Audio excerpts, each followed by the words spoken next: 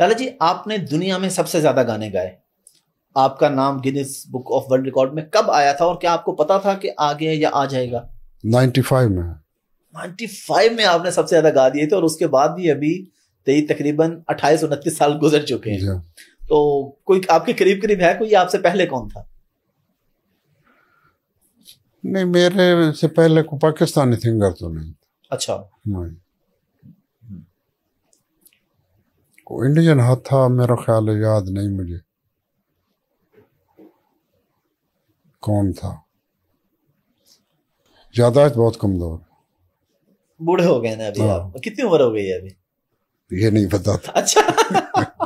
चले, अच्छी बात है, अल्लाह ताला आपको सेहत दे, लंबी जिंदगी दे, हम आपके लिए हमेशा दुआ गो हैं। 74 साल उम्र। 74, माशाल्लाह। अल्लाह ताला आपको सलामत रखे जी, अल्लाह खुश रखे, सेहत के साथ आबाद रखे, और आप इसी तरह लोगों को खुश करते रहें, लोग खुश होते रहें आपको सुन के। लाला जी, आपको बहुत बड़े बड़े अवार्ड्स मिले, पाकिस्तान में भी जो सदारती अवार्ड भी, तमगा बराए हुस्न कारकर्दगी भी। पहला अवार्ड आपको कब मिला था? पहला अवार्ड मेरा ख्याल 92 में मिला था, pride of performance. Pride of performance, जब पाकिस्तान वर्ल्ड कप जीता था जी। और फिर अभी खान साहब के दौर में भी आपको आरिफ अलवी साहब सितारे इम्तियाज भी मिला आपको।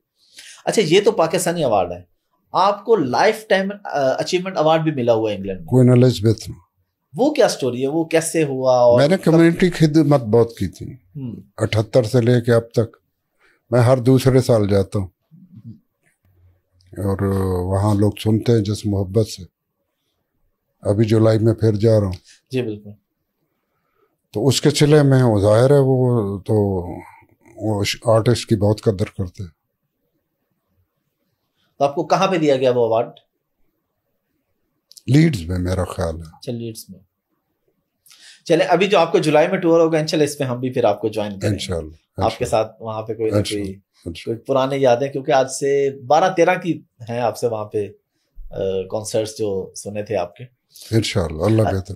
इंशाल्लाह। लाला जी, आप जो गाते हैं तो नॉर्मली जो आपको पुराना स्टाइल था ना, उसमें हारमोनियम, तबला, ढोलक और ये हो, लेकिन आजकल आप नए इंस्ट्रूमेंट भी इस्तेमाल करते हैं, गिटार और ये वो चीजें, या बस पियानो की हद तक होता है? कीबोर्ड होता है, इसलिए कि हारमोनियम बजाने वाले बहुत कम हो गए, तो वो तो मेरे साथ होता था, अब उसकी जगह कीबोर्ड आ गया। बाकी फ्लूट है, ढोलक है, तबला है, और कभी कभी शरारता सैक्सोफोन डाल लेता हूँ, गिटार भी डाल लेता हूँ कभी कभी, जो लोगों की, अगर प्रमोटर की या सुनने वालों की पसंद का ख्याल करना पड़ता है। कभी ऐसा हुआ कि आपके म्यूजिशियंस ने कहा हो कि लाला जी बस करें, हम थक गए हैं बजा बजा के? कई दफा ऐसा हुआ। अच्छा। फिर आप एंड कर देते हैं या उनको कहते हैं नहीं भी हिम्मत करो थोड़ी? जाहिर है, मैं उन्होंने कहना ये आखिरी है।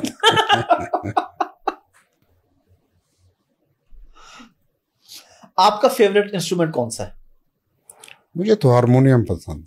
अच्छा, वैसे आप बजा लेते हैं कोई और भी, ढोलक, तबला, या जब शौक ही नहीं तो कोशिश ही नहीं की। ये डबल हारमोनियम की क्या कहानी होती है लाला जी? बाज़ दफा डबल हारमोनियम पड़ा होता है, एक सिंगर के पास होता है, एक साथ एक और भी बज रहा होता है। इसलिए कि सिंगर जो है तो वो मखसूस चीज बजाता है, लेकिन वो पूरा उसको बखेर देता है, सुर जो है, ठीक है, जो उसको हम कहते हैं कि सजा देता है। ऐसे ऐसे नोट वो दे जाता है कि दिल खुश हो जाता है, दिल मजीद दिल करता है गाने को। और चूंकि मैं बजा रहा हूँ, मैं तो मखसूस वो बजा रहा हूँ, जो गा रहा हूँ वही बजा रहा हूँ, लेकिन वो पूरा माहौल जो है उसको बेहतर बनाता है। पिटिया के लिए आपने जो तराना गाया था, वो ज़बान ज़दे आम हुआ, बेइंतहा मकबूल हुआ, वो किसकी फरमाइश पे था और क्या आपको अंदाजा था कि इतना मकबूल हो? नहीं, फरमाइश तो किसी की नहीं थी, मेरी अपना ये ख्याल था, और मैंने अपनी बीवी से मशवरा किया कि अब खान साहब सियासत में आ गए, मैं कोई इलेक्शन तो लड़ ही नहीं सकता, ना मुझे शौक है, तो मैं क्या कर सकता हूँ खान साहब के लिए। तो उसने कहा तुम गवाइये हो, आर्टिस्ट हो, उनके लिए एक तराना लिख दो, गीत लिख दो। वो मैंने लिख दिया, मजहर न्याजी को कहा लिख दो, ये मेरा एक गाना था उसकी तरफ से लिखवाया। तो उसने गाना एक हफ्ते में उसने गाना लिख दिया, मैंने गा दिया। वल आ वतना ते मैं बैठी हूं। हाँ, और वो फिर हिट हो गया।